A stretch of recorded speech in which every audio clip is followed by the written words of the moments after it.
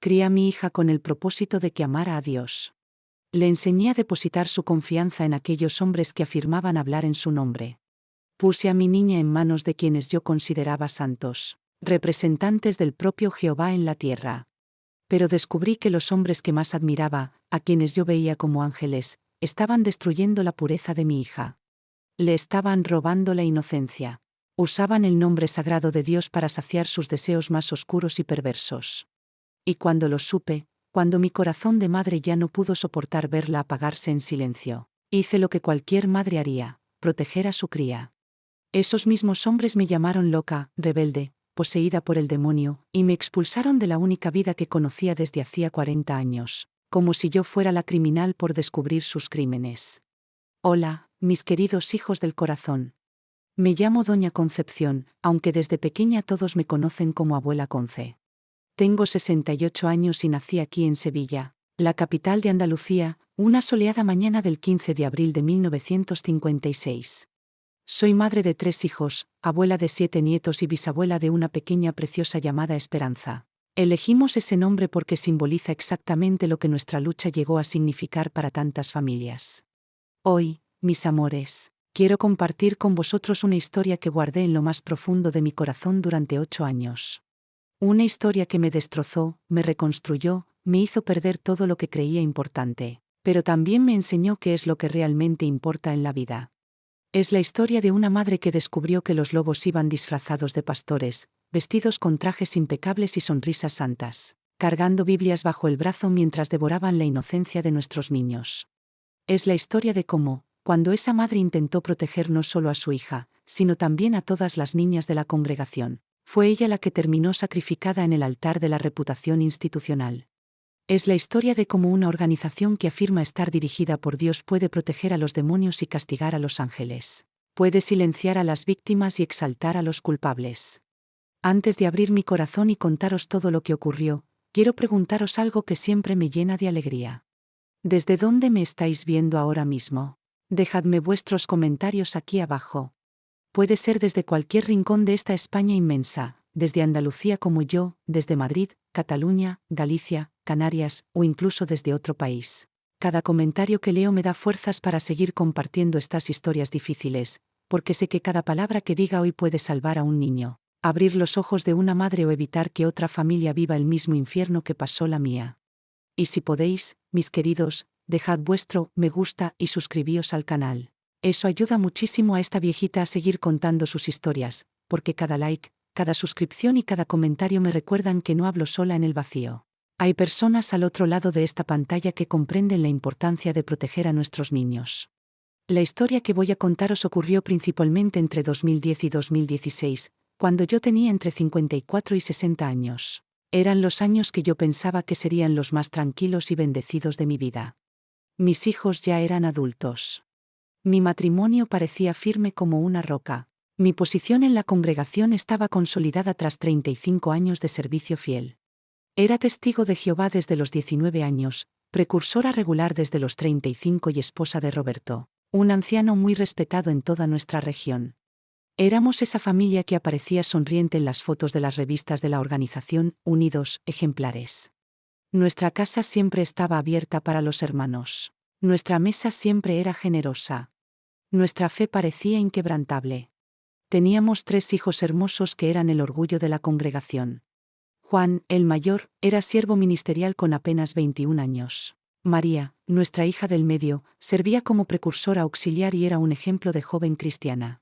Y nuestra pequeña Ana era considerada especial, una jovencita con un futuro espiritual brillante por delante. Pero yo no sabía que, detrás de esas paredes del salón del reino, tras esos trajes impecables y sonrisas piadosas, detrás de esas Biblias siempre abiertas y discursos tan elocuentes, se ocultaban demonios disfrazados de hombres que estaban devorando la inocencia de nuestros hijos. Y lo peor, mis queridos, es que cuando descubrí esa verdad tan terrible, cuando grité como una leona defendiendo a su cría, cuando luché como una guerrera por proteger lo más sagrado, la pureza de los niños, fui yo quien terminó devorada por ese sistema cruel que protege a los depredadores y destruye a quienes los denuncian. Pero hoy estoy aquí, 8 años después, no como una víctima rota, sino como una superviviente victoriosa.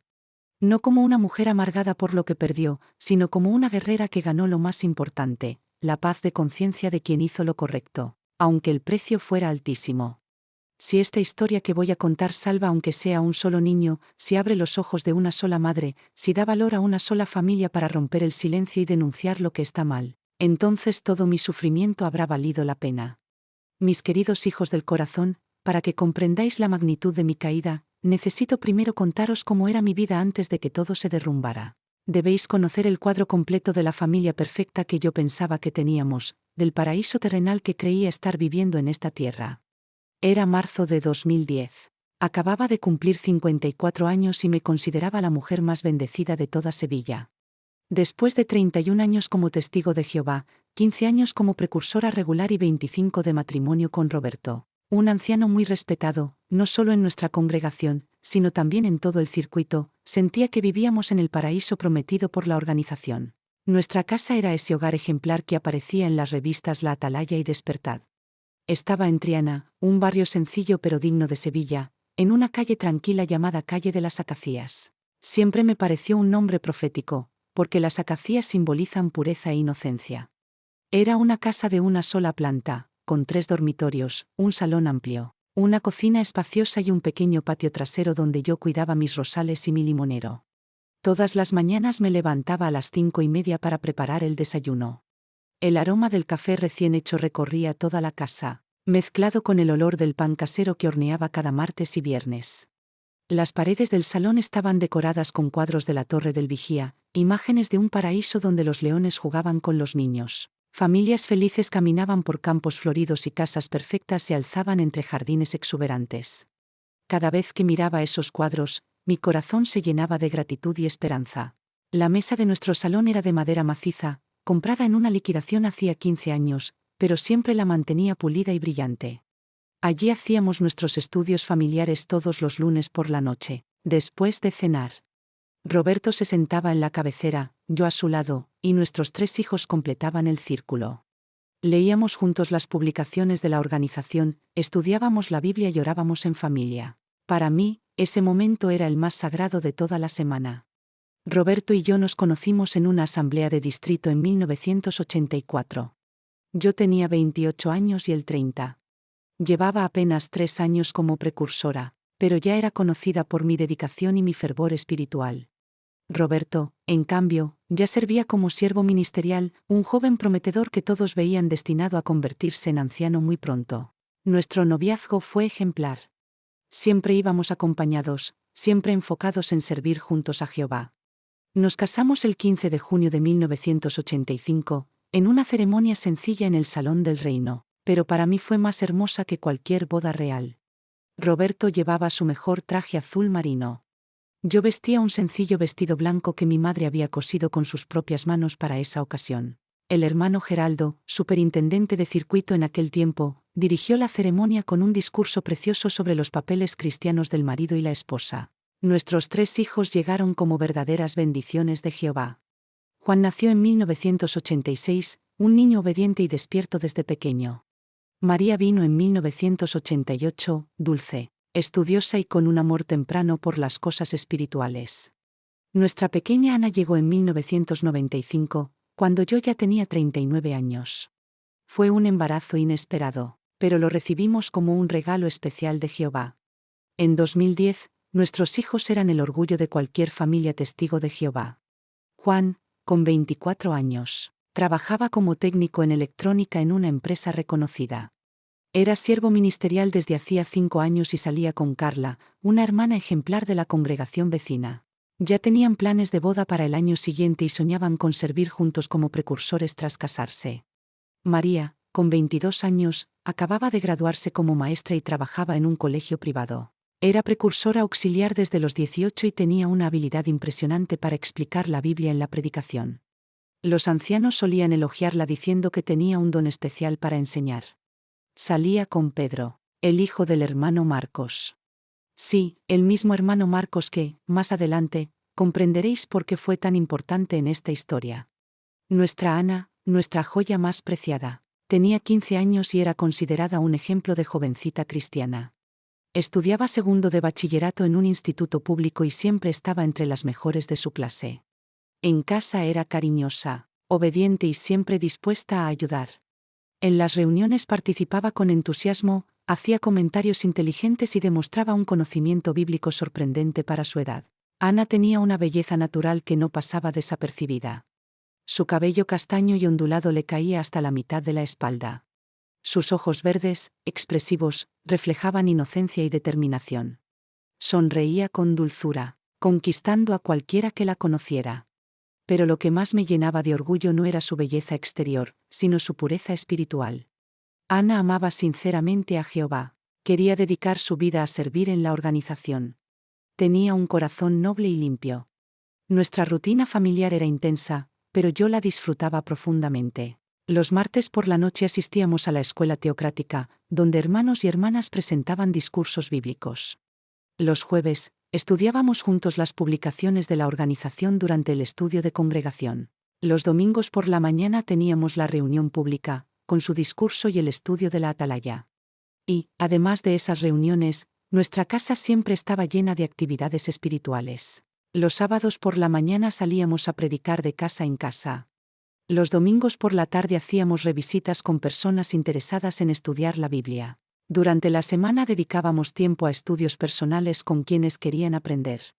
Yo invertía fácilmente 20 horas semanales en actividades relacionadas con la organización y, aún así, me parecía poco. Como precursora regular, mi meta era 70 horas mensuales de predicación. Me lo tomaba muy en serio. Me levantaba temprano para organizar grupos de predicación y dirigía varios estudios bíblicos con diferentes personas. Mi bolsa de predicación estaba siempre lista y ordenada: revistas recientes, folletos, libros. Mi cuaderno para apuntes y bolígrafos de colores para resaltar los textos. Roberto, como anciano, tenía responsabilidades todavía mayores. Además de las reuniones habituales, participaba cada primer lunes de mes en las reuniones del cuerpo de ancianos. Hacía visitas pastorales a hermanos con problemas y preparaba discursos para las asambleas. A menudo otros hermanos lo consultaban buscando orientación espiritual. Los domingos, después de la reunión, nuestra casa se convertía en un pequeño centro de convivencia. Recibíamos entre 15 y 20 hermanos para el almuerzo tradicional que yo preparaba con tanto cariño. La preparación comenzaba el sábado. Limpia toda la casa, enceraba los suelos hasta que brillaran. Ponía las lentejas en remojo, aliñaba el pollo y preparaba la masa del pan casero. El domingo me levantaba a las 5 de la mañana para empezar a cocinar. El menú siempre era el mismo, pero a nadie le cansaba: pollo guisado con verduras, paella valenciana, lentejas estofadas, ensalada de tomate con cebolla y, de postre, mi famoso flan de huevo, cuya receta todas las hermanas querían. La mesa se vestía con mi mejor mantel, ese de encaje que heredé de mi abuela. Colocaba los platos blancos de la vajilla especial para los domingos y los vasos de cristal relucientes como diamantes. Roberto se sentaba en la cabecera, yo en el extremo opuesto y los hermanos se distribuían alrededor. Las conversaciones siempre eran edificantes: experiencias de la predicación, comentarios sobre el discurso del día, planes para la próxima asamblea y testimonios sobre cómo Jehová había bendecido nuestras vidas. Ana siempre brillaba durante esos almuerzos.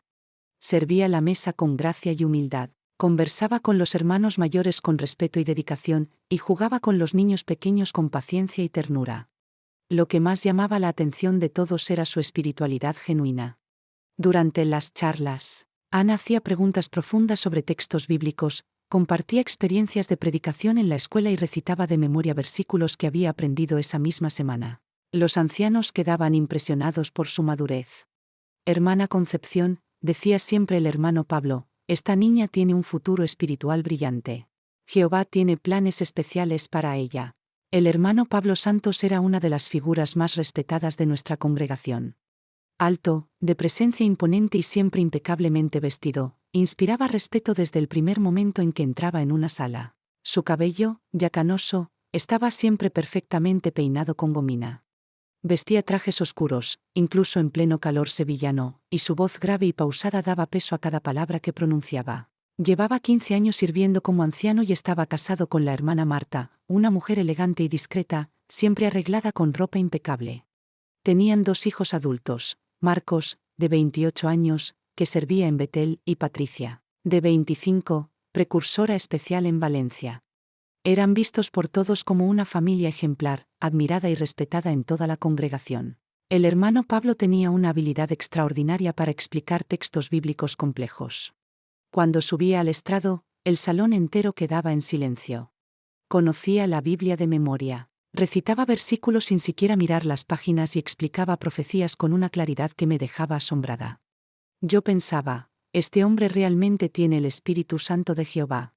Además del hermano Pablo, nuestra congregación contaba con otros hombres muy estimados.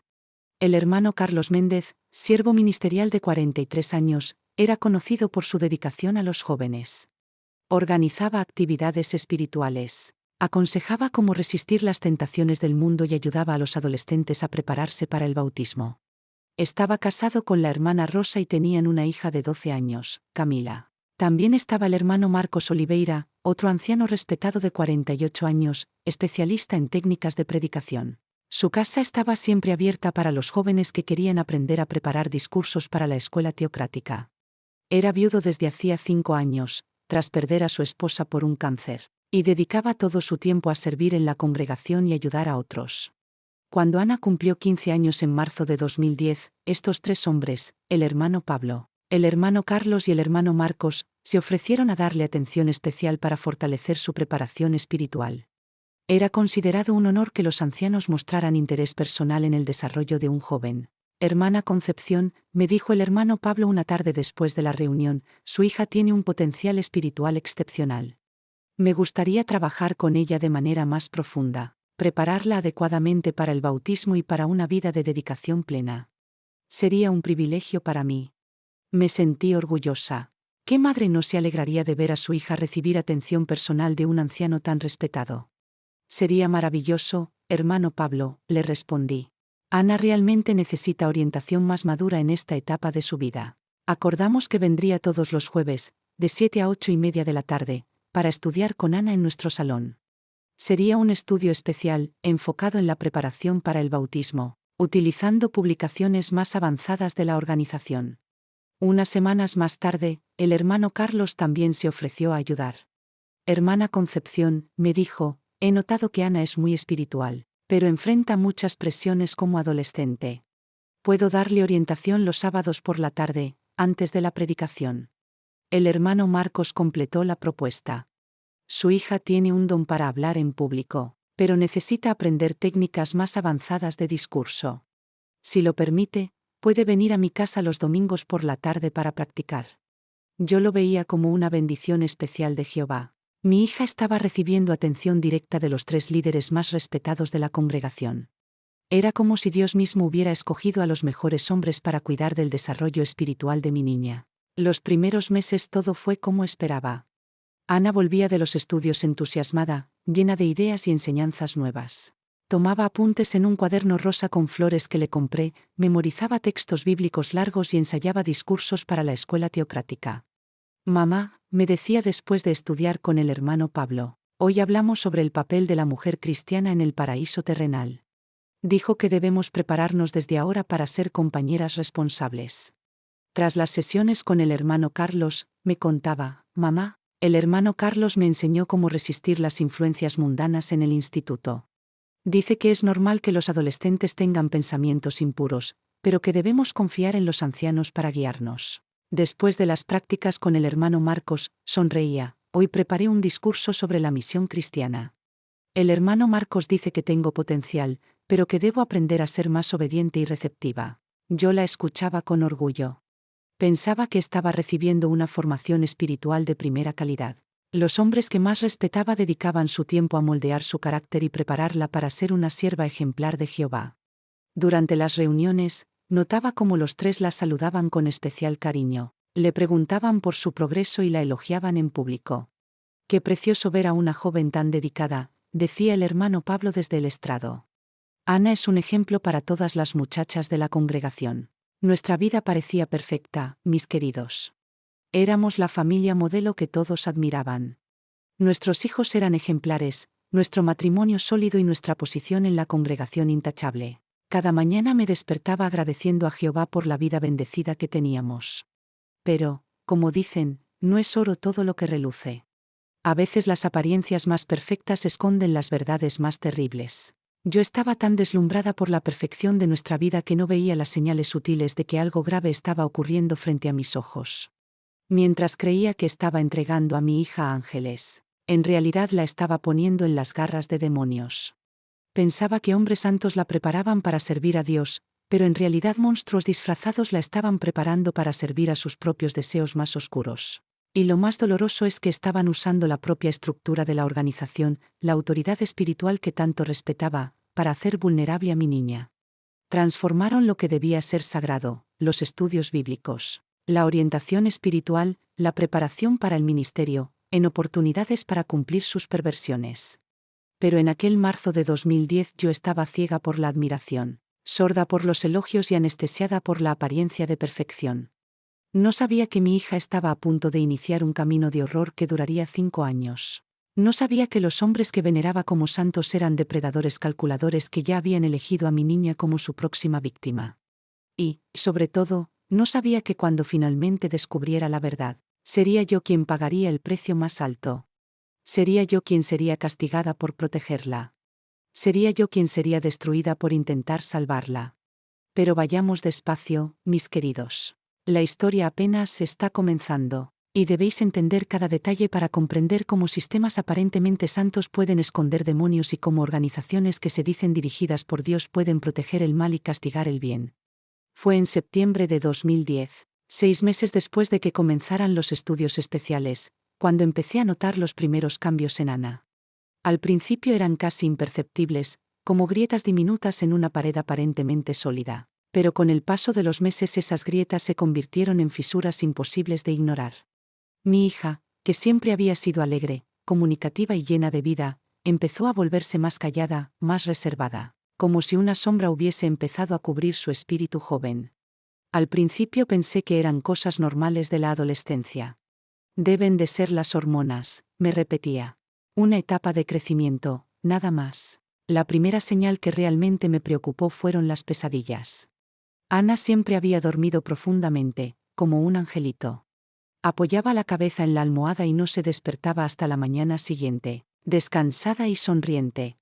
Pero en septiembre comenzaron los sobresaltos nocturnos. Se despertaba gritando, empapada en sudor, a veces incluso llorando.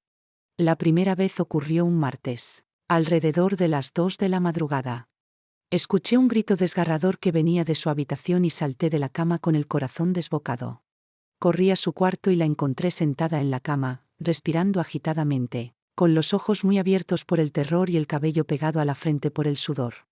«Ana, hija mía, ¿qué ha pasado? ¿Qué ocurre?», pregunté desesperada. Me senté a su lado e intenté abrazarla, pero se encogió, como si temiera el contacto físico. «Solo ha sido una pesadilla, mamá», susurró, evitando mirarme a los ojos. «No recuerdo bien qué era». «¿Quieres contármelo? A veces ayuda a hablar de los sueños malos». «No, mamá. Fue una tontería. Ya pasó». Se volvió a acostar y tiró de la sábana hasta cubrirse la barbilla. «Puedo dormir sola», dijo con voz temblorosa.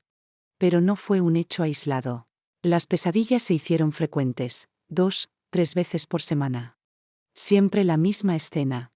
Gritos en mitad de la noche, sudor, llanto, pero cada vez insistía en que no recordaba lo que había soñado. Y siempre esa misma resistencia al contacto físico, algo que me sorprendía y me dolía profundamente.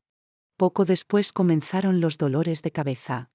Todos los jueves por la mañana, justo el día del estudio con el hermano Pablo, Ana se despertaba quejándose de un dolor intenso en la nuca. «Mamá, me duele mucho aquí», me decía, masajeándose la zona. «No puedo ni abrir los ojos». Le preparaba té de manzanilla, le daba paracetamol, le ponía compresas frías en la frente y, poco a poco, mejoraba durante el día. Pero siempre era el mismo patrón, el dolor aparecía únicamente los jueves. «Debe de ser tensión o estrés», me convencía. «Tal vez presión por los estudios en el instituto». Roberto también empezó a notar los cambios. «Concepción», me dijo un sábado mientras desayunábamos, «¿no te parece que Ana está rara? Está muy callada, muy distante». «Es la adolescencia, Roberto», le respondí. «Es normal que los jóvenes pasen por etapas más reservadas». «Sí, Pero Ana siempre fue tan habladora, tan alegre, insistió. Ahora apenas dice una palabra. Y tenía razón.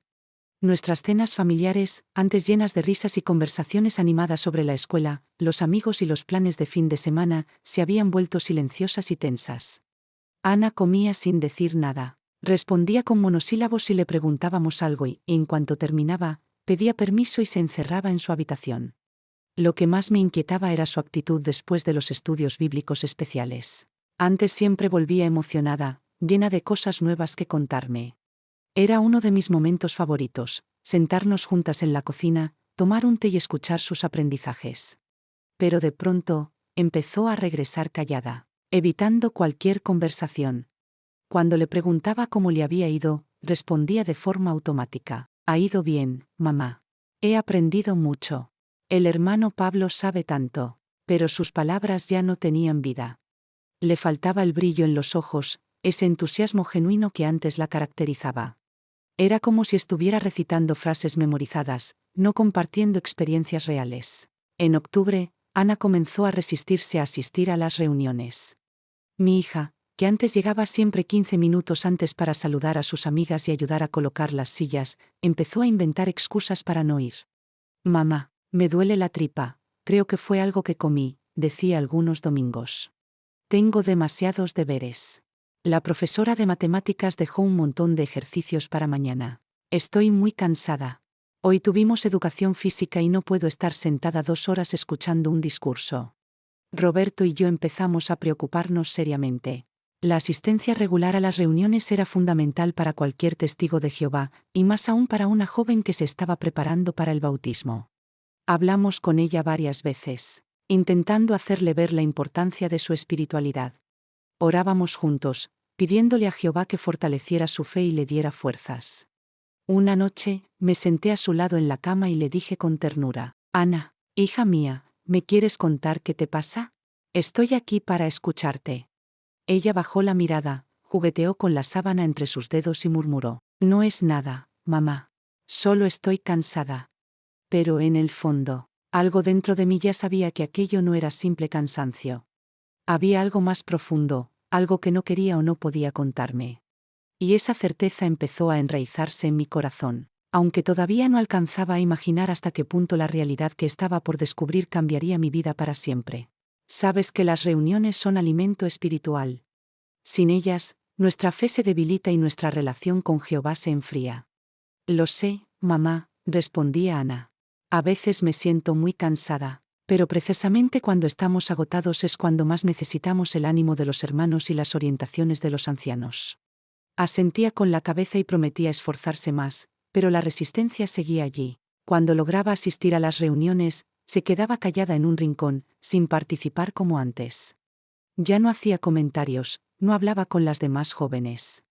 Era como si estuviera presente con el cuerpo, pero ausente en espíritu. Fue durante ese periodo cuando el hermano Pablo sugirió intensificar los estudios especiales. Me buscó después de una reunión de jueves, con su expresión paternal habitual, pero esta vez con un dejo de preocupación en la mirada. Hermana Concepción, me dijo, he notado que Ana atraviesa una fase espiritual delicada. Es normal en la adolescencia. Satanás suele atacar con más fuerza a los jóvenes prometedores, intentando desviarlos del camino de la verdad.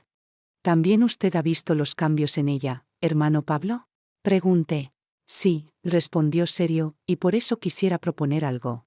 ¿Qué le parecería si añadimos una sesión más de estudio cada semana? Ana necesita ahora una orientación más intensa para fortalecerse. Me pareció una idea excelente.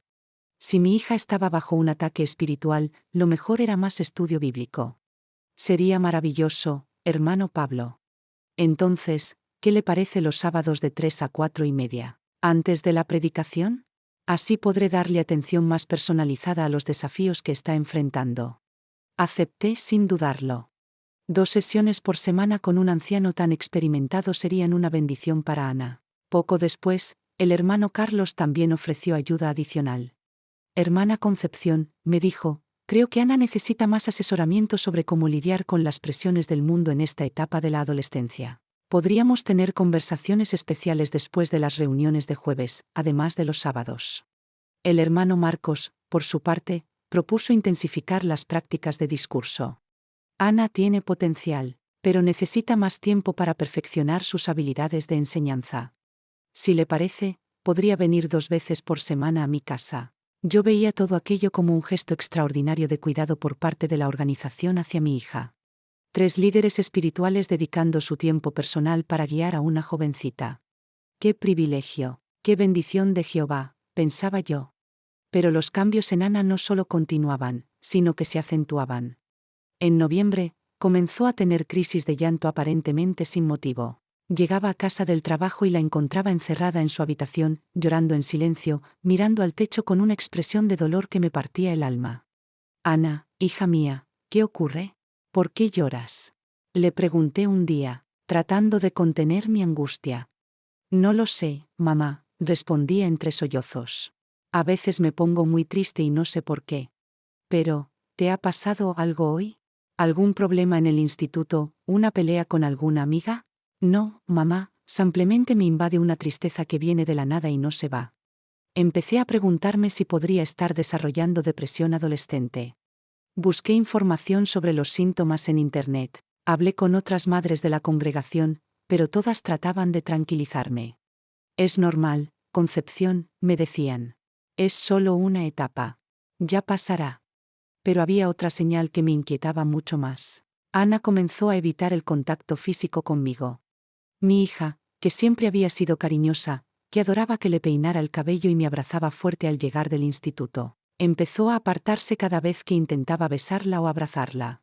«Ana, ven, dale un abrazo a mamá». «Ahora no, mamá, estoy sudada». «Deja que te peine ese pelo tan bonito». «No hace falta, mamá. Yo me lo peino». Cuando insistía, su cuerpo se tensaba, rígido, como si soportara mi contacto a la fuerza. Era como si mi tacto le provocara incomodidad, incluso rechazo. Una noche, intenté hablar de esto con Roberto. «¿Te has dado cuenta de que Ana ya no quiere muestras de cariño?», le dije. «Evita cualquier contacto físico. Concepción, se está haciendo mujer. Es natural que los adolescentes busquen más privacidad y espacio personal. Pero es distinto, Roberto. No es solo pudor, parece miedo». «Estás exagerando», respondió. «Ana siempre ha sido una niña sana. No inventemos problemas donde no los hay». Quizá tenía razón, pensé. Quizá estaba siendo una madre sobreprotectora, viendo fantasmas donde no los había. Pero en mi interior, algo me decía que no estaba equivocada. Mi instinto maternal me gritaba que algo andaba muy mal. En diciembre ocurrió algo que me perturbó profundamente. Ana comenzó a pasar mucho tiempo bajo la ducha. Podía estar 1 hora, incluso 1 hora y media en el baño. Llamaba a la puerta, preocupada de que algo pudiera haber pasado. «Ana, ¿estás bien ahí dentro?». «Sí, mamá, solo me estoy lavando». «Pero ya llevas más de 1 hora. Ya casi termino».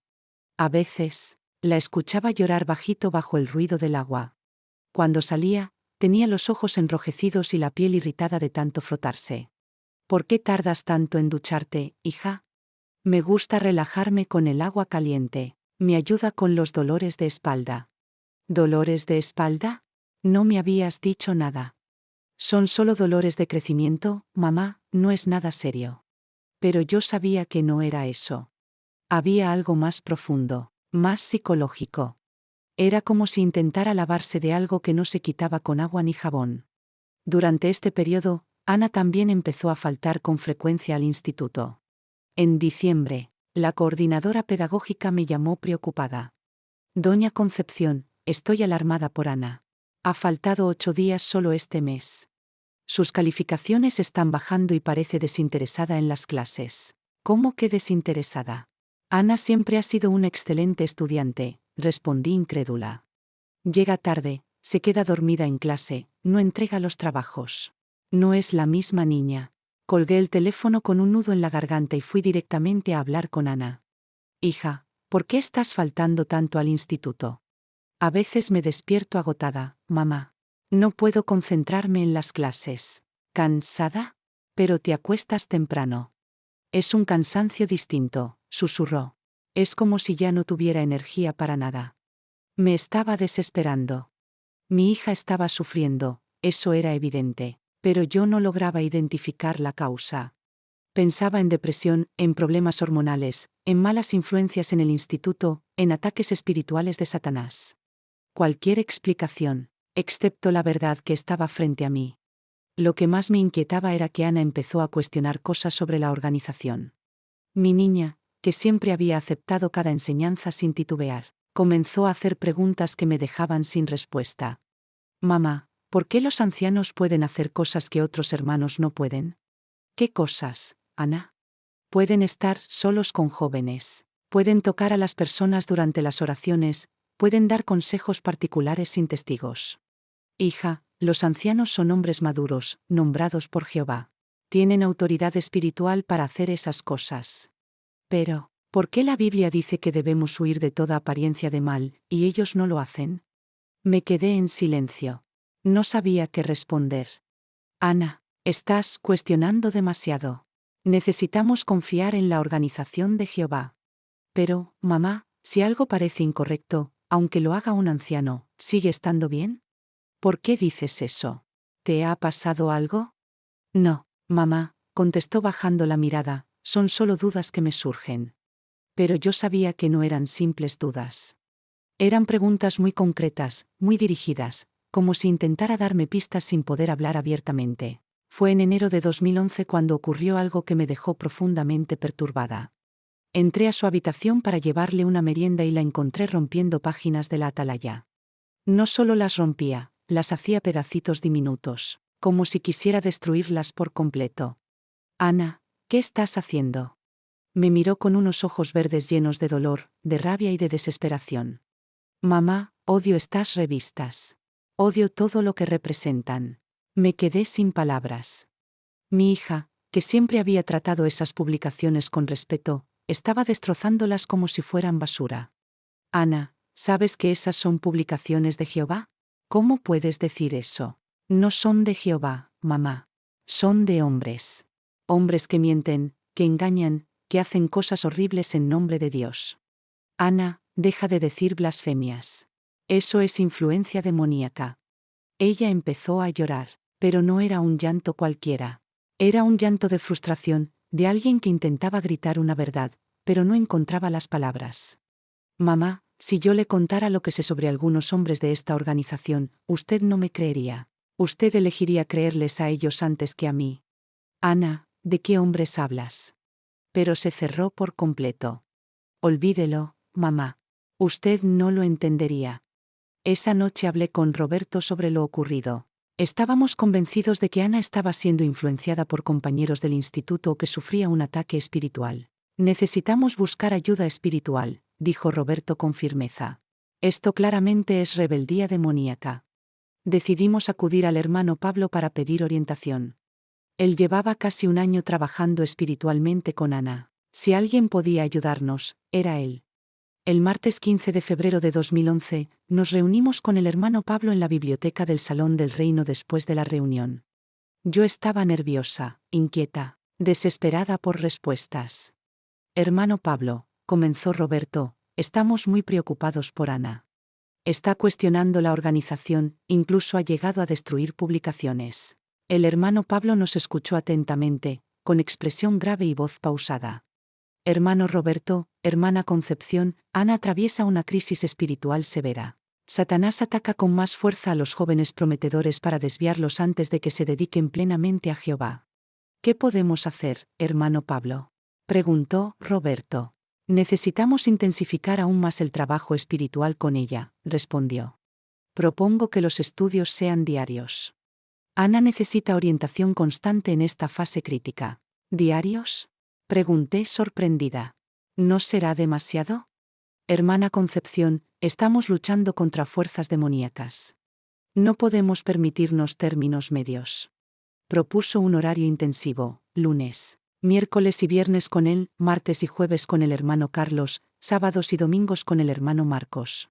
Así, Ana estará siempre bajo supervisión espiritual madura, aseguró. Acepté de inmediato. Si mi hija estaba bajo ataque, nada podía ser más importante que proteger su espiritualidad. Pero, mis queridos, ocurrió lo impensable. En lugar de mejorar, Ana empeoró drásticamente. Después de 2 semanas con el nuevo horario de estudios, Ana comenzó a mostrar signos alarmantes. La notaba más callada, con los ojos apagados y el cuerpo rígido, como si estuviera atrapada en sí misma. Cuando le preguntaba qué sentía, respondía con un simple: «Estoy cansada, mamá. Muy cansada». Sus calificaciones cayeron aún más y casi no comía. Comenzó a sufrir fuertes dolores de cabeza y pesadillas recurrentes. A veces la escuchaba gritar en medio de la noche, como si algo la aterrorizara. Corría a su habitación, la abrazaba, pero ella temblaba como un pajarito herido. «No puedo hablar, mamá», me decía entre lágrimas. «No puedo». Yo no entendía nada. Estábamos convencidos de que era un ataque espiritual. Roberto insistía en que intensificáramos aún más las oraciones y el estudio bíblico. Pero mi intuición de madre gritaba que algo más estaba ocurriendo. Un viernes por la tarde, entré sin tocar a la habitación de Ana y la encontré llorando frente al espejo. Tenía la piel marcada en los brazos, como rasguños. «Ana, ¿qué te pasó?». Se giró sobresaltada, cubriéndose las muñecas. «Nada, mamá, solo me caí». Me arrodillé frente a ella y tomé sus manos. «No me mientas, hija. Por favor, dime la verdad». Ella me miró con un dolor indescriptible y susurró: «No puedo. Si hablo, todo será peor». Esas palabras me helaron la sangre. Empecé a observar con más atención lo que sucedía durante los estudios con el hermano Pablo y los demás ancianos. Cada vez que él venía, Ana se tensaba y su respiración se volvía agitada. Una noche, tras un estudio de más de 3 horas, salió de la habitación de la biblioteca con los ojos hinchados, evitando mirarme. «¿Qué pasa, Ana?», le pregunté en voz baja. «Déjame en paz, mamá», me respondió con un tono quebrado. Algo dentro de mí se rompió en ese momento. No podía seguir ignorando las señales. A comienzos de marzo de 2011, decidí enfrentar directamente al hermano Pablo. Lo cité en la sala del reino y fui sola, sin decirle nada a Roberto. «Hermano Pablo, necesito preguntarle algo», comencé con voz temblorosa. «¿Ha pasado algo inapropiado entre usted y mi hija?». Él sonrió con tranquilidad, como si mi pregunta no lo sorprendiera. «Hermana Concepción, comprendo su preocupación, pero debe tener fe. Ana atraviesa un proceso de purificación espiritual. Satanás usa cualquier medio para destruir a los siervos prometedores». «Eso no responde mi pregunta», insistí, sintiendo un nudo en el estómago. «Quiero saber qué ocurre en esos estudios». Pablo me miró fijamente, inclinándose hacia mí. «Hermana, le aconsejo que no deje que la desconfianza debilite su fe. Siembra dudas en su corazón y Satanás gana terreno». Salí de allí con más miedo que respuestas. La semana siguiente, Ana dejó de asistir al instituto por completo. Se encerraba en su habitación durante horas y apenas comía. Una noche la encontré en el suelo, con las manos en la cabeza, repitiendo una y otra vez: «No quiero que me toquen, no quiero». Me arrodillé a su lado, sintiéndome impotente, y la abracé con fuerza. Lloré con ella, aunque todavía no entendía la magnitud de lo que estaba viviendo. El 10 de abril de 2011, durante la reunión, decidí observar cuidadosamente el comportamiento de los ancianos. Fue entonces cuando vi algo que me hizo estremecer. Mientras Pablo le hablaba a Ana, le puso una mano en la rodilla. Mi hija se tensó visiblemente, apretó los labios y apartó la mirada. En ese instante, sentí que el aire me faltaba. Todo lo que no quería creer comenzó a encajar de golpe. El origen de sus pesadillas. El rechazo hacia las publicaciones. El odio silencioso hacia la organización. Su mirada perdida después de cada estudio bíblico. Ese mismo día, después de la reunión, confronté a Pablo delante de otros 2 ancianos. «No vuelva a tocar a mi hija». Él sonrió levemente y respondió con un tono casi paternal: «Hermana Concepción, está dejando que Satanás la engañe. No me importa lo que diga. No vuelva a acercarse a Ana». Los otros ancianos me miraron con frialdad, y uno de ellos me advirtió: «Tenga cuidado con lo que insinúa». Esa noche, por primera vez, comprendí que estaba sola. No podía confiar en la organización. No podía confiar en Roberto, que seguía creyendo ciegamente en ellos. No podía confiar en nadie, excepto en mí misma. Ana me necesitaba, y yo no iba a permitir que siguieran destrozándola. Fue entonces cuando decidí vigilar cada movimiento de esos hombres. Y lo que descubrí en las semanas siguientes fue mucho peor de lo que imaginaba. Las semanas siguientes fueron un infierno. Ana cada día estaba peor y yo ya no dormía. Me pasaba las noches enteras pensando qué hacer, sintiéndome atrapada entre la fe y el instinto de proteger a mi hija. Decidí observar todo con más atención. Comencé a quedarme cerca de la biblioteca durante los estudios bíblicos, fingiendo ordenar las publicaciones o limpiar. Notaba cómo Pablo cerraba la puerta cada vez que estaba a solas con Ana. Mi corazón se aceleraba y me quedaba detrás de la pared, intentando escuchar algo. La mayor parte del tiempo, solo se oían murmullos, palabras casi ininteligibles. Pero un día, cuando la puerta no estaba del todo cerrada, escuché una frase que me heló la sangre. Tienes que obedecerme, Ana. Esto es entre nosotros y Jehová. Sentí que el piso desaparecía bajo mis pies. Apreté los puños con tanta fuerza que mis uñas se clavaron en la piel. Ana salió 15 minutos después, con los ojos rojos y los labios temblando. Ese día decidí que ya no podía seguir callando. Al día siguiente, busqué a la hermana Matilde, la única persona en la congregación en la que aún confiaba. La cité en mi casa y le conté lo que había visto y escuchado. Matilde me miró con el rostro pálido y la voz entrecortada me dijo: Concepción, no eres la primera que dice algo así sobre Pablo. Me quedé paralizada. ¿Cómo que no soy la primera? Ella dudó, bajó la voz y continuó: Hace 2 años, la hija de otra hermana también empezó a cambiar. La familia quiso denunciar, pero los ancianos la silenciaron. ¿Cómo que la silenciaron? Pregunté incrédula. La amenazaron con expulsarla de la congregación y la acusaron de difamar al siervo de Jehová. En ese momento sentí que un fuego me recorría todo el cuerpo. Ya no podía dudar más. La organización estaba protegiendo a Pablo. Estaban dispuestos a destruir a cualquier madre que se atreviera a denunciarlo. Esa misma noche, confronté a Roberto con todo lo que había descubierto. Roberto, tienes que abrir los ojos. Pablo está lastimando a nuestra hija. Pero mi esposo me miró con furia y respondió: Cuidado con lo que dices, Concepción. No puedes levantar falsos contra un anciano. No son falsos, Roberto. Ana se está derrumbando delante de nuestros ojos. Él golpeó la mesa con fuerza y gritó: El problema eres tú. Has dejado que Satanás llene tu corazón de sospechas. Me quedé en silencio, con lágrimas ardiendo en mis ojos. Esa noche, por primera vez, sentí que había perdido a mi esposo. Quedábamos solo Ana y yo. A partir de entonces, mi relación con los ancianos se volvió tensa. Ellos comenzaron a vigilarme, a hacer preguntas sobre mis rutinas, a invitarme a reuniones de pastoreo donde intentaban manipularme. Me decían que mi desconfianza estaba afectando la espiritualidad de mi familia, pero yo ya no les creía. El 2 de mayo de 2011, todo cambió. Ese día, salí más temprano del trabajo y pasé por la sala del reino para recoger unas publicaciones. Al acercarme, escuché voces dentro. Reconocí la de Pablo, junto a otros 2 ancianos, Marcos y Esteban. Me escondí detrás de la puerta y contuve la respiración. Tenemos que resolver lo de la niña, dijo Esteban. La madre está haciendo demasiadas preguntas, respondió Pablo. Si esto sale a la luz, no solo caemos nosotros, la congregación entera quedará manchada, añadió Marcos. Mi corazón latía tan fuerte que temí que me descubrieran. Hablaré con Roberto, dijo Pablo. Si logramos que él la controle, Concepción no podrá hacer nada. Sentí que las piernas me temblaban. Me llevé las manos a la boca para no soltar un grito. Estaban conspirando. No solo sabían lo que estaba pasando. Lo estaban encubriendo deliberadamente. Me marché de allí sin hacer ruido, pero por dentro estaba hecha pedazos. Esa noche, abracé a Ana mientras dormía y le prometí en silencio que no permitiría que la destruyeran.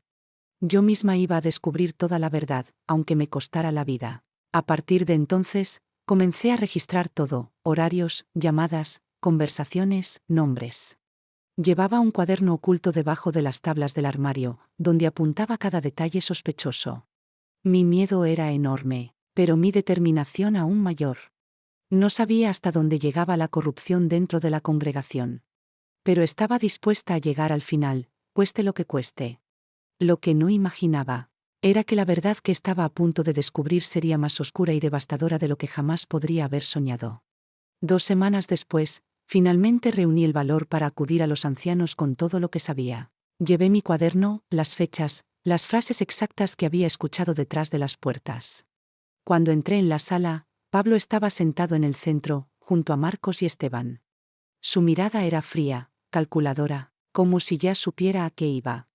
«Siéntate, Concepción», dijo Pablo, con un tono tan dulce que me heló la sangre. Respiré hondo y empecé. «Sé lo que le estás haciendo a mi hija». El silencio que siguió fue sepulcral. Marcos carraspeó y respondió con voz firme. «Estás cruzando un límite muy grave, hermana».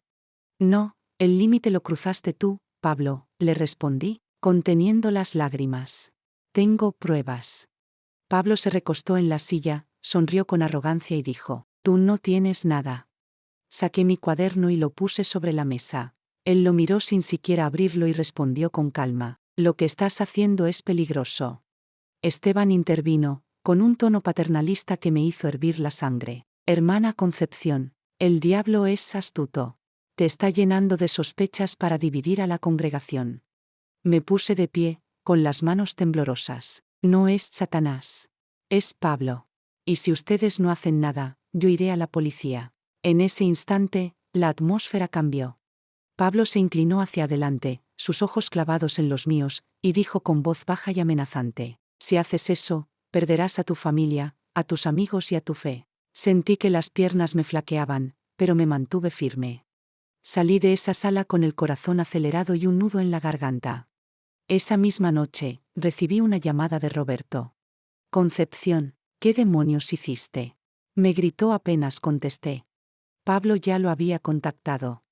Intenté explicarle, pero él me interrumpió, furioso. «Te advertí que no levantaras falsos. Te estás volviendo loca», colgó sin dejarme terminar. A partir de ese día, Roberto dejó de hablarme durante semanas. En las reuniones, los ancianos me miraban con desaprobación. Nadie se me acercaba. Las hermanas con las que solía preparar literatura me evitaban. En cuestión de días, me convertí en un fantasma dentro de mi propia congregación. Pero lo peor estaba por venir. El 16 de junio de 2011, recibí una carta certificada. La abrí con manos temblorosas. Decía que me citaban a un comité judicial para revisar mi conducta rebelde y divisiva. Comprendí de inmediato lo que significaba. Iban a expulsarme. A las 7 de la noche de ese mismo día, entré en la pequeña sala donde ya me esperaban Pablo, Marcos y Esteban. No había Biblia abierta, ni oraciones iniciales. Solo sus rostros implacables. Me leyeron acusaciones que me dejaron sin aliento. Difamación contra un anciano. Conducta irrespetuosa hacia la autoridad espiritual. Amenazas de acudir a las autoridades seculares. Cada frase era un golpe más profundo. Cuando intenté hablar, Pablo me interrumpió. «El comité ya ha tomado una decisión». El silencio se hizo eterno. «A partir de hoy, quedas expulsada de la congregación». Me quedé sin aire. Sentí como si me hubieran arrancado el alma del cuerpo. No lloré frente a ellos. No les daría ese placer. Pero al salir, las lágrimas me nublaron la vista. El sol ya se había ocultado, y por primera vez en 30 años, sentí que caminaba sola. Cuando llegué a casa, Roberto me esperaba en la sala. Su rostro estaba desencajado. «Lo sabía», dijo, sin mirarme. «Te dejaste llevar por tus obsesiones». «Roberto, Pablo es un abusador», susurré, con la voz rota. «Expulsarme a mí no borra lo que le hizo a Ana». Pero él no respondió. Se levantó, tomó su Biblia y se encerró en la habitación sin mirarme. Me desplomé en el sofá, abrazando mi cuaderno, mientras escuchaba a Ana llorar en silencio en su habitación. Esa noche decidí que si la congregación me daba la espalda, pelearía sola. Si ellos encubrían el abuso, yo encontraría otra forma de sacar la verdad a la luz. Y sabía exactamente por dónde empezar. Pablo había subestimado mi silencio. Iba a lamentar haberme expulsado. Los días siguientes a mi expulsión fueron un torbellino de rabia y miedo. Pasé las primeras noches sin dormir, con el cuaderno abierto sobre mis rodillas. Cada palabra que había anotado se volvió una chispa encendida en mi mente. Ya no podía confiar en nadie dentro de la congregación. Tenía que buscar respuestas afuera. Comencé investigando discretamente los antecedentes de Pablo. Pasé horas en el viejo cibercafé del barrio, revisando archivos judiciales y periódicos digitales. Fue allí donde encontré su nombre en un registro de denuncias archivadas de 2007. Una madre lo había acusado de conductas inapropiadas con su hija de 13 años. El caso se había cerrado por falta de pruebas. Sentí un nudo en el estómago. No era la primera vez. Sabía que no podía enfrentar a Pablo sola. Así que decidí buscar a la mujer que lo había denunciado años atrás. Encontré una dirección en un documento público y, 2 días después, estaba frente a una pequeña casa en las afueras de Zamora. Golpeé la puerta con manos sudorosas. Una mujer de rostro cansado abrió lentamente. «¿Señora Laura Ramírez?», pregunté. Ella asintió con cautela.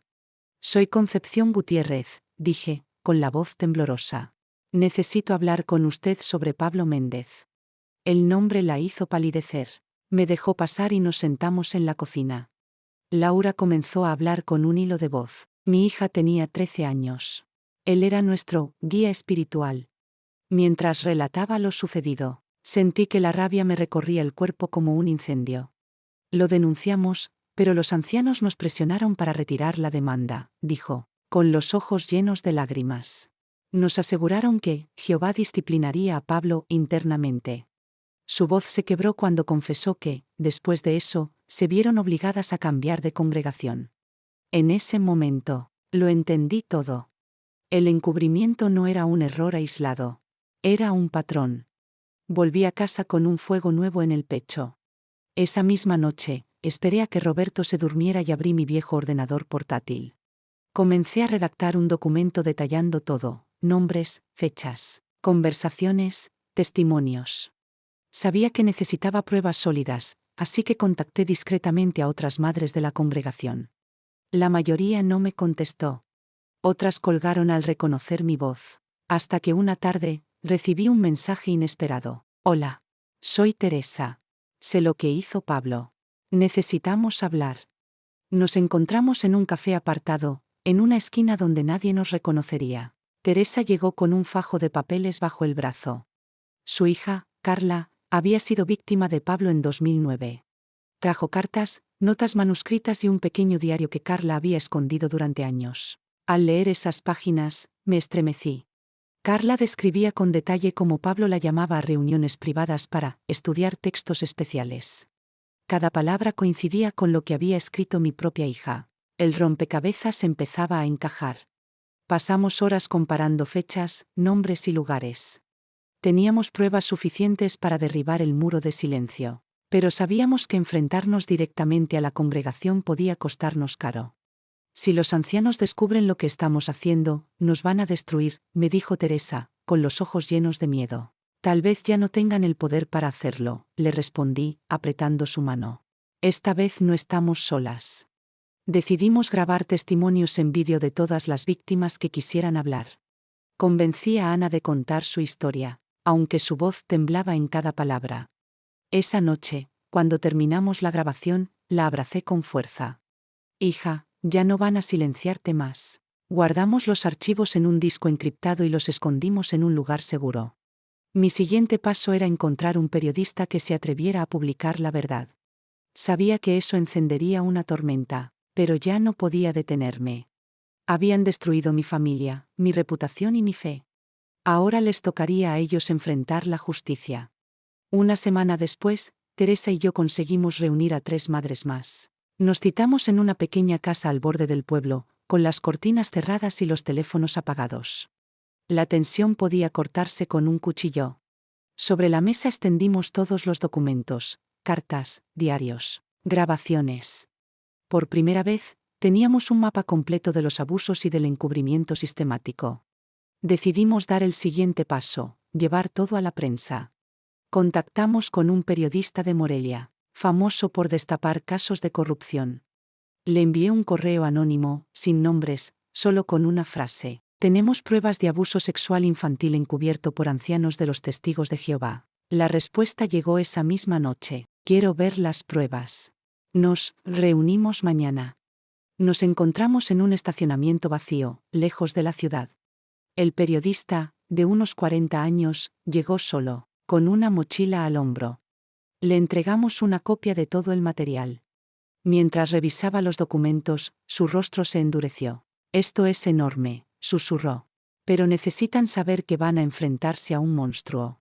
Asentí, con el corazón latiendo como un tambor. Llevo años viviendo con miedo, le respondí. Ahora prefiero enfrentar el monstruo que seguir callando. 2 semanas más tarde, la primera nota apareció en un portal local. El titular decía: Madres denuncian encubrimiento de abusos dentro de los Testigos de Jehová. Esa mañana, mi teléfono no dejó de sonar. Mensajes, llamadas, correos, la noticia se había esparcido como pólvora. Algunas personas de la congregación me escribieron insultándome. Otras, en cambio, me confesaban en secreto que también tenían historias que contar. Pero la reacción más rápida vino de los ancianos. Convocaron a una reunión de emergencia en el Salón del Reino. Roberto llegó a casa con el rostro desencajado.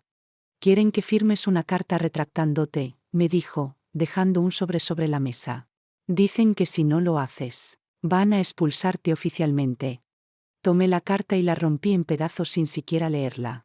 «Ya me expulsaron el día que decidieron proteger a Pablo», le respondí. Esa noche, recibí un mensaje desconocido en mi celular. «Si no te detienes, habrá consecuencias». El miedo me atravesó como un rayo helado. Pasé la madrugada vigilando la ventana, escuchando cualquier ruido extraño. Teresa insistió en que debíamos reforzar la seguridad digital y física. Comenzamos a guardar copias de todo el material en varios lugares secretos. También enviamos parte de la información a una abogada especializada en derechos humanos. Ella nos aseguró que podía ayudarnos a preparar una denuncia formal. El plan ahora era doble: exponer el caso en los medios y presionar legalmente desde fuera. Sin embargo, los ancianos no se quedaron quietos. Al domingo siguiente, dieron un discurso en el salón, diciendo que Satanás estaba intentando dividir a la congregación. Mencionaron mi nombre indirectamente, llamándome instrumento del enemigo. Mis antiguos amigos comenzaron a evitarme en la calle. Algunas vecinas cruzaban la acera para no saludarme. Pero otras madres, en silencio, me entregaban pequeñas notas escondidas en los bolsillos. «Gracias por hablar. No estás sola». Cada mensaje era una chispa que me mantenía en pie. Sabía que la batalla apenas comenzaba. La congregación iba a luchar con todo para enterrarnos, pero ya no podían detener la verdad. Lo que no sabíamos entonces era que, al destapar esto, estábamos a punto de enfrentar algo mucho más grande. El caso dejaría de ser local muy pronto.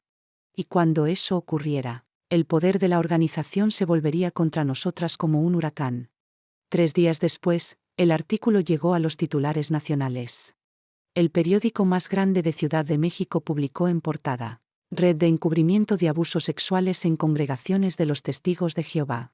Ese mismo día, mi calle se llenó de cámaras, periodistas y autos con antenas satelitales. Al abrir la puerta, los flashes me cegaron. «Señora, aquí», gritaban. «¿Qué tiene que decir sobre los abusos? ¿Teme por su seguridad?». Mi voz tembló, pero respondí con firmeza: «Lo único que temo es que el silencio siga destruyendo vidas». Las redes sociales se inundaron de comentarios. Algunos nos llamaban heroínas, otros nos acusaban de mentirosas pagadas por enemigos de Jehová. Esa noche, recibí más de 100 mensajes de mujeres de todo el país. Algunas contaban que también habían sido abusadas por ancianos, pero que jamás se atrevieron a denunciar. El periodista de Morelia nos llamó alarmado. «La organización central ya lo sabe», nos advirtió. «Están movilizando a sus abogados más poderosos». Pocas horas después, confirmamos que era cierto. Los representantes legales de la congregación interpusieron una demanda por difamación contra mí, Teresa y las otras madres.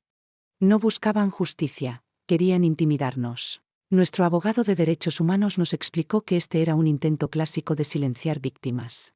«Pero no tienen idea», agregó. «Cuanta más presión hagan, más grande se volverá esto». Mientras tanto, algo inesperado ocurrió dentro de la congregación.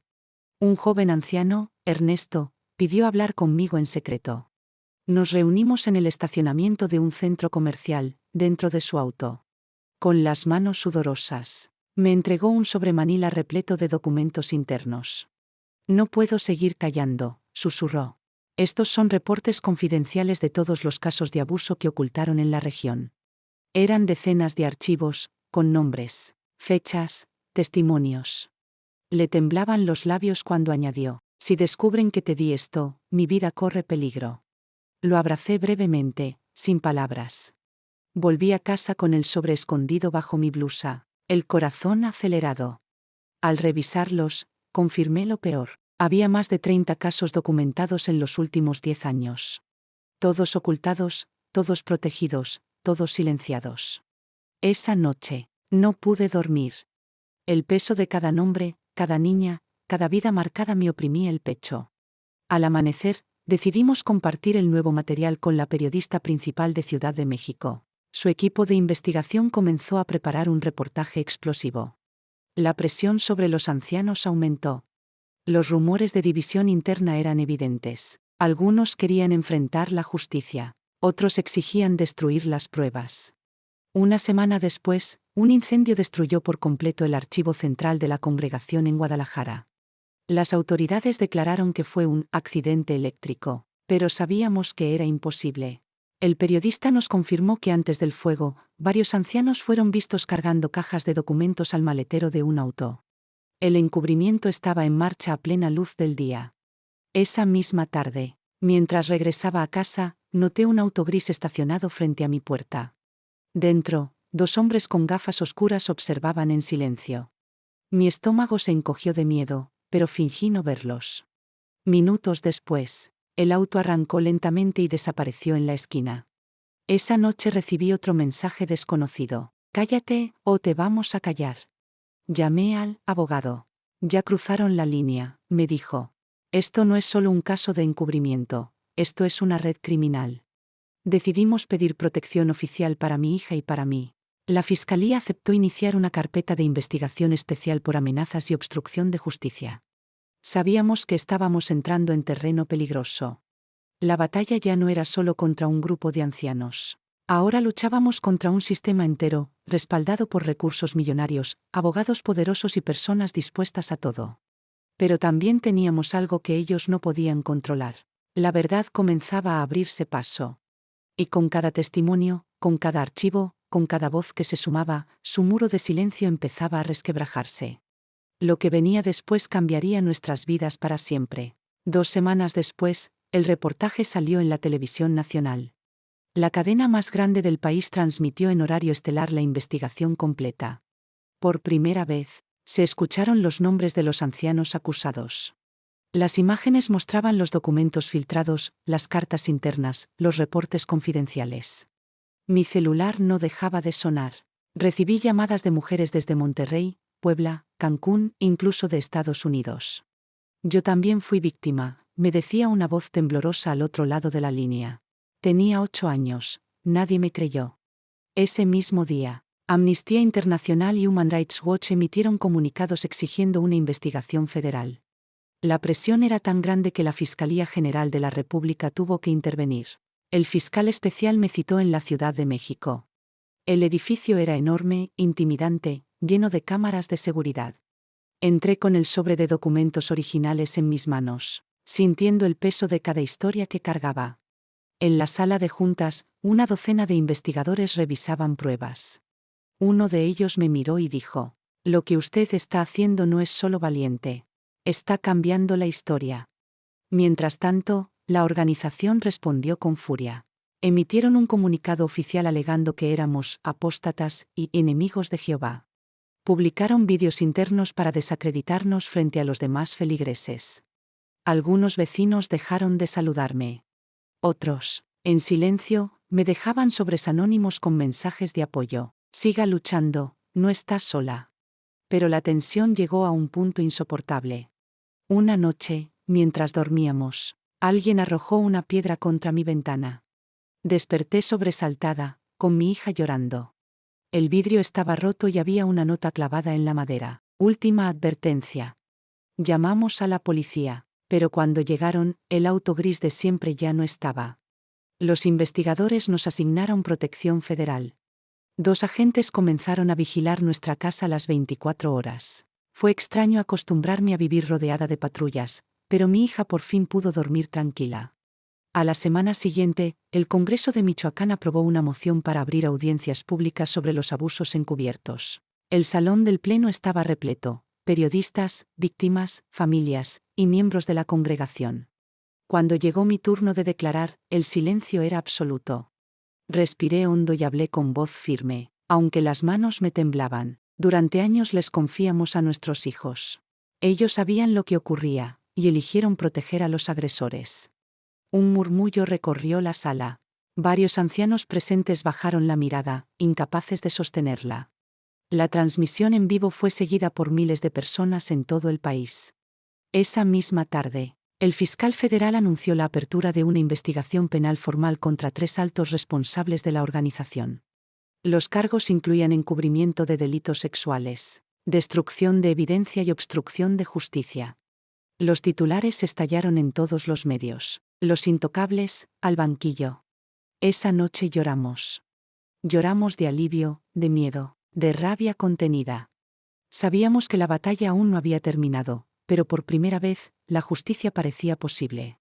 Sin embargo, la organización no estaba dispuesta a caer sin pelear. Una semana después, un bufete de abogados internacionales asumió su defensa. Ellos exigieron que los documentos filtrados fueran invalidados, alegando violación de la privacidad religiosa. Nuestro abogado sonrió con amargura. Significa que los hemos acorralado. Pero prepárense, lo peor está por venir. El siguiente paso sería el más difícil, el juicio público.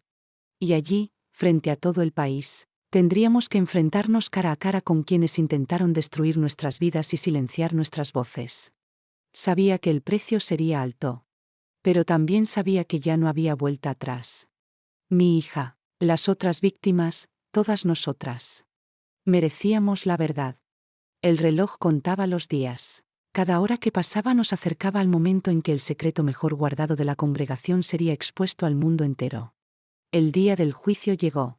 La sala estaba repleta: periodistas, víctimas, familiares, miembros de la congregación y observadores internacionales. Las cámaras transmitían en vivo para todo el país. Podía escuchar el murmullo constante, mezclado con el sonido de los teclados de los reporteros. Mi corazón latía tan fuerte que parecía retumbar en mis oídos. Mi hija se sentaba a mi lado, apretando mi mano con fuerza.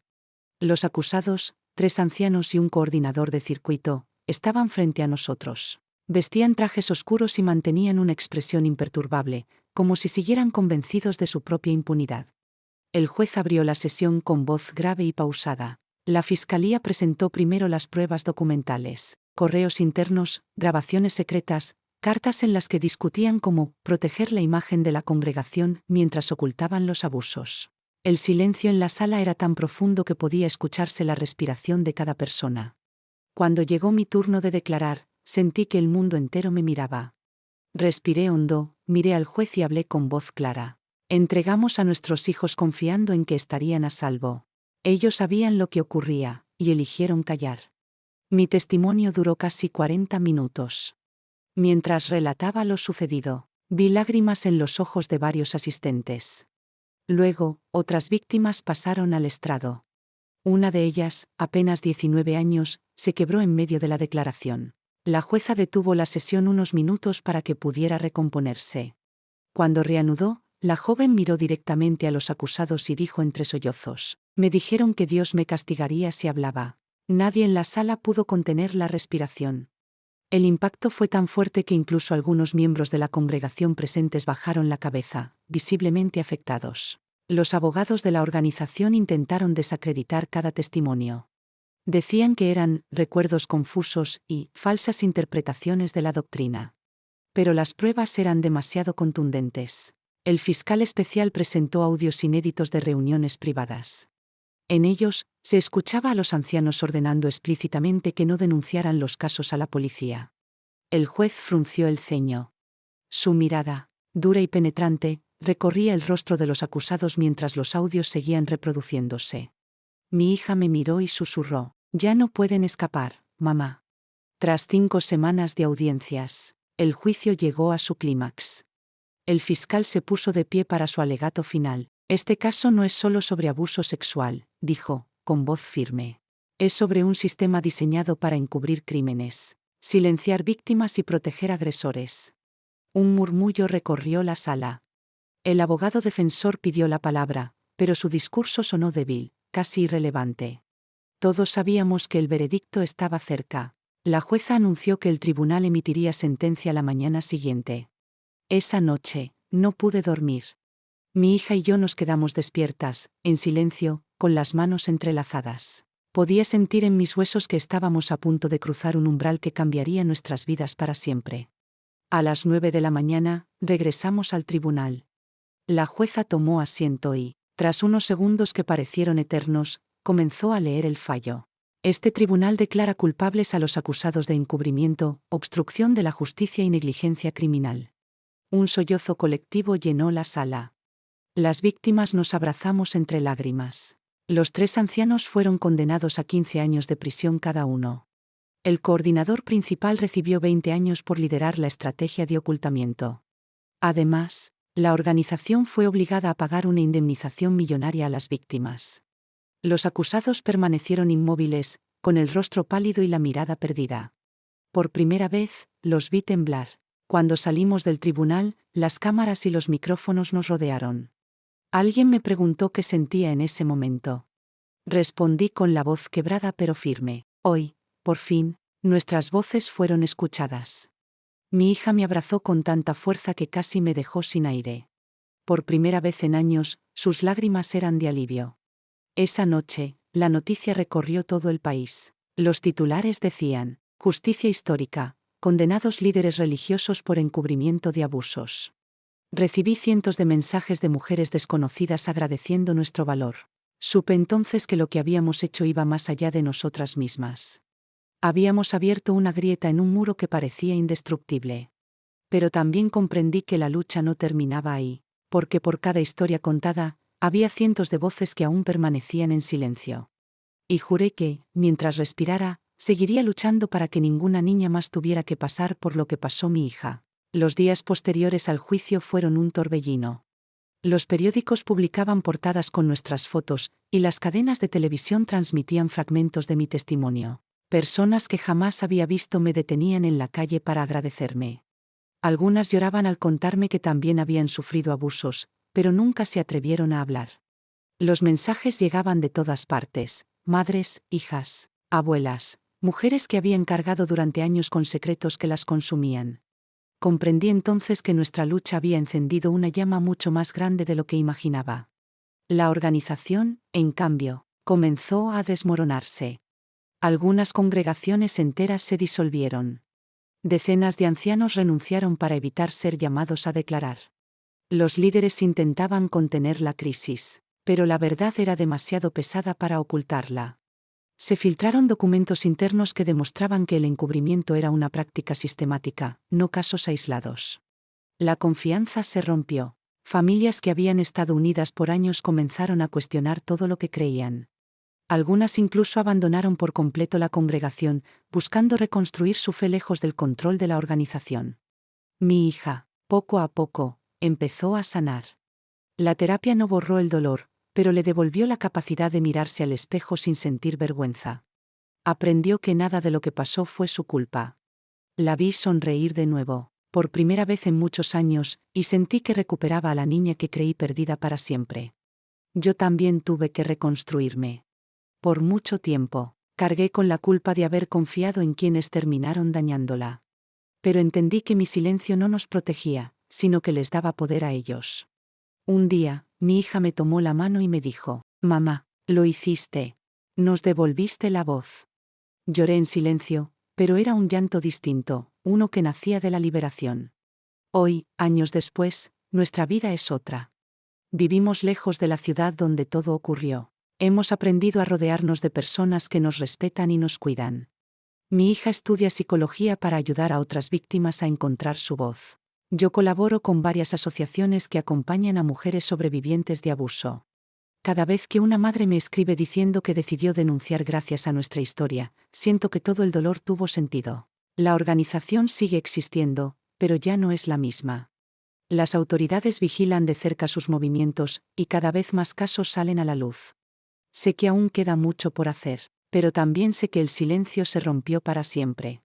Miro hacia atrás y pienso en la mujer que fui, la que tenía miedo, la que dudaba de sí misma, la que lloraba en silencio mientras veía a su hija sufrir. Esa mujer ya no existe. Hoy soy alguien que eligió levantarse, hablar y pelear por la verdad. Y si tuviera que hacerlo todo otra vez, no lo dudaría. Porque mi hija, y todas las niñas que vendrán, merecen crecer sin miedo. Nuestro pasado duele, pero no nos define. Nuestra voz, ahora, es más fuerte que cualquier muro que intentaron levantar para callarnos.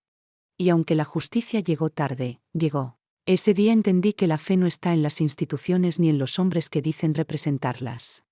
La fe verdadera está en nosotras, en nuestra capacidad de resistir, sanar y seguir adelante. Hoy, miro a mi hija, sonrío y pienso, lo logramos.